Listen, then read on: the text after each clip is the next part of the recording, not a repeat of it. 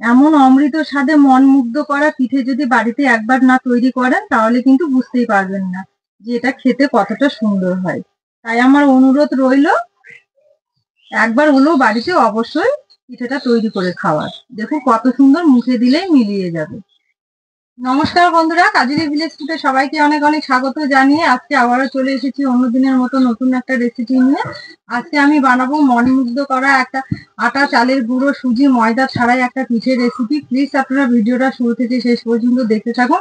আশা করছি আজকের রেসিপিটা দেখতে আপনাদের খুবই ভালো লাগবে। এই পিঠে তৈরির জন্য নারকেলের পুর লাগবে, তো আমি এখানে একটা নারকেল ফাটিয়ে পুড়ে নিয়েছি। এবার নারকেলের পুরটা রেডি করে নেব। প্রথমে আমি উনুন জেলে কড়াই বসিয়ে দেবো। এখানে আমি খেজুরের গুড় নিয়েছি, প্রথমে খেজুরের গুড়টা কড়াইয়ে দিয়ে দেবো। এবার দেবো নারকেল কোড়া। এবার আমি নাড়াচাড়া করে নারকেলের পুরটা রেডি করে নেব। নারকেলের পুরটা আমি কন্টিনিউ নাড়াচাড়া করে রেডি করে নিয়েছি, এবার নামিয়ে নেব।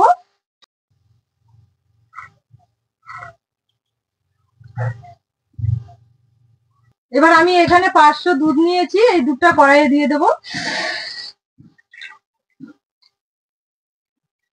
দুধটা আমি খুব ভালো করে গরম করে ফুটিয়ে নেব ঘন করে। আমি এখানে দেশি গরুর দুধ নিয়েছি, আপনারা চাইলে কিন্তু প্যাকেটের দুধেও করে নিতে পারবেন। দুধের মধ্যে দেবো আমি এলাচ গুঁড়ো। এই এলাচ গুঁড়োটা দেওয়ার জন্য কিন্তু যে কোনো মিষ্টি জাতীয় খাবারে খুব সুন্দর একটা সেন্ট হয়, খেতেও খুব ভালো লাগে। এবার দেবো আমি দুধের মধ্যে 2 চামচ চিনি। আমি এখানে 2 চামচ চিনি দিয়েছি, আপনারা চাইলে বাড়িয়ে কমিয়েও নিতে পারবেন মিষ্টিটা। আমি এখানে দুধের মধ্যে চিনি 2 চামচ দিয়েছি, তবে আপনারা স্বাদ অনুসারে কিন্তু চিনিটা বাড়িয়ে কমিয়েও নিতে পারবেন। যেমন মিষ্টি খেতে পছন্দ করবেন সেই অনুসারেই নেবেন। এবার আমি একটা বাটিতে অল্প করে দুধ নিয়েছি, ঠান্ডা দুধ। এবার এই দুধের মধ্যে আমি 3 চামচ কর্নফ্লাওয়ার দেবো।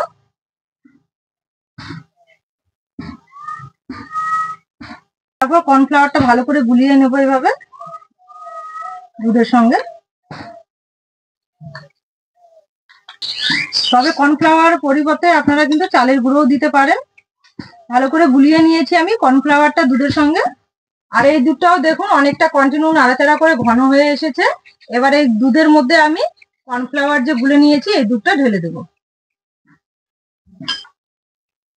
ঢেলে দেওয়ার পর কন্টিনিউ নাড়াচাড়া করে আবার একটু ফুটিয়ে নেব ভালো করে।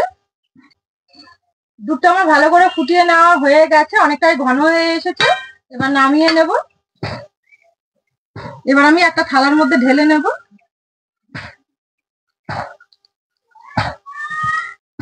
এবার দুধটা আমি ঠান্ডা হতে দেবো কিছুক্ষণ। এখানে কতগুলো হোম ব্রেড নিয়েছি আর একটা ব্যালন নিয়েছি। এবার হোম ব্রেড গুলো আমি ব্যালনের মধ্যে রেখে একটা ছুরি নিয়েছি, ছুরি দিয়ে এইভাবে কেটে নেব।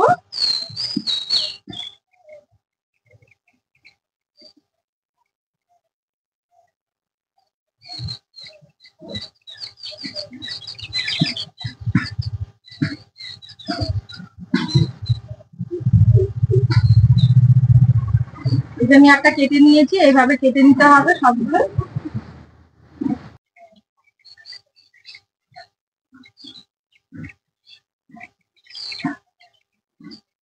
এইভাবে কেটে নিতে হবে।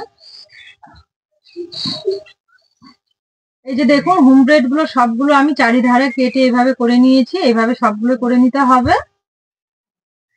এবার আমি একটা করে বেলুনে দেবো এইভাবে।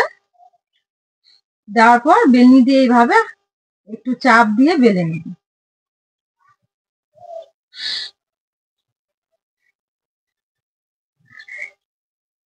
এই যে আমি একটা বেলুন দিয়ে বেলে নিয়েছি, এইভাবে সবগুলোই বেলে নেব।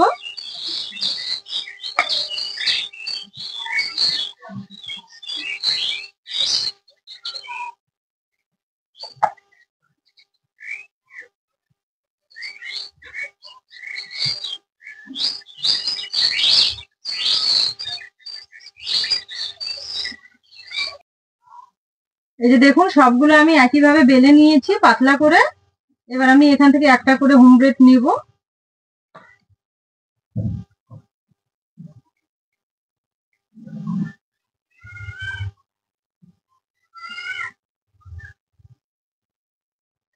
এবার নারকেলের পুরটা একটু লম্বা করে নিয়েছি, এইভাবে উমব্রেটের মাঝখানে বসিয়ে দেব। দেওয়ার পর একটু জল দেব, এভাবে চারিধারে এভাবে একটু করে জল দিতে হবে।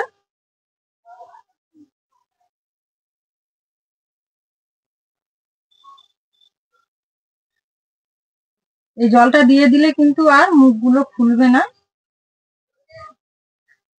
এবার হোম ব্রেড গুলো তুলে এইভাবে মুখগুলো আমি জোড়া লাগিয়ে দেবো। এইভাবে একটু সাবধানে দিতে হবে, তাহলে কিন্তু আর খুলে যাবে না।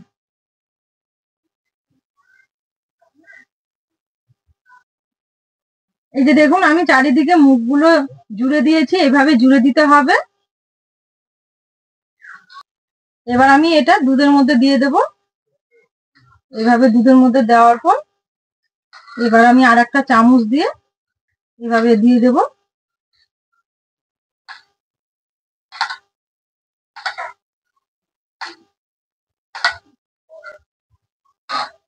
এই যে এভাবে চামচ দিয়ে দুধটা দেওয়ার পর খুব সাবধানে হাত দিয়ে তুলে নিতে হবে।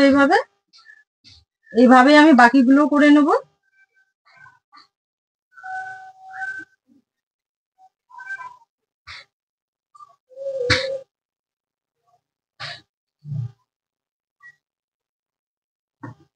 আবারও চারিদিকে এভাবে জল দিয়ে দেব নারকেলের পুরটা মাঝখানে দেওয়ার পর।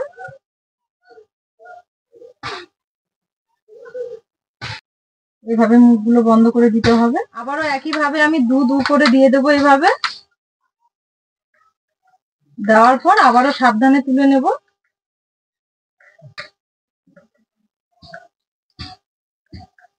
দুধ দিয়ে দেবো আর সঙ্গে সঙ্গে এগুলো তুলতে হবে। দুধের মধ্যে কিন্তু খুব বেশিক্ষণ রাখা যাবে না। এই যে দেখুন, আমি করে নিচ্ছি এইভাবে।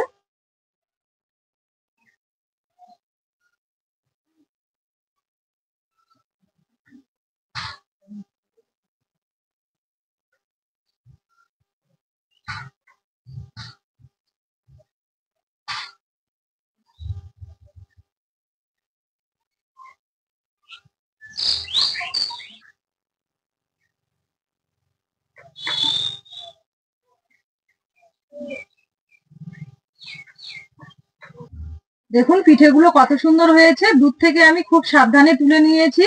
এবার আমি এর উপরে একটু খোয়া ক্ষীর দেব। এই যে আমি খোয়া ক্ষীর নিয়েছি, খোয়া ক্ষীরটা এবার গ্রেটারের সাহায্যে একটু উপর থেকে গ্রেট করে দেব। তবে এটা অপশনাল, দিতেও পারেন না দিলেও হবে।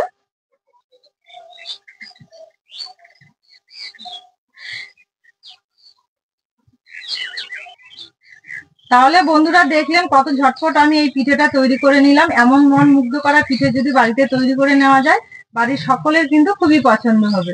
আর আমার এই রেসিপিগুলো পছন্দ হলে অবশ্যই কাজলি ভিলেজ ফুড চ্যানেলটিকে সাবস্ক্রাইব ও লাইক শেয়ার করে পাশে থাকবেন। আর পাশে থাকা বেল আইকনটি একবার ক্লিক করবেন সবার আগে নোটিফিকেশন পাওয়ার জন্য। আর যারা ফেসবুক থেকে দেখছেন তারা অবশ্যই পেজটাকে ফলো করবেন। আজকের রেসিপিটা আমি এখানেই শেষ করছি। সবাই ভালো থাকবেন, সুস্থ থাকবেন, সাবধানে থাকবেন। আবার দেখা হবে নতুন রেসিপি নিয়ে।